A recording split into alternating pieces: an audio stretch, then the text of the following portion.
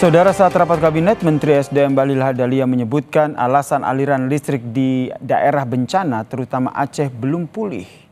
Menteri SDM menyatakan saat ini upaya pemulihan listrik di wilayah Aceh tengah memprioritaskan pemulihan gardu induk yang sudah terpasang 90%. Bahlil menargetkan kondisi seluruh gardu bisa pulih pada Rabu dan Kamis pekan ini. Soal kondisi listrik di Aceh, Bahlil sebelumnya menjadi sorotan usai menyebut aliran listrik bisa menyala 93% pada tanggal 7 Desember lalu.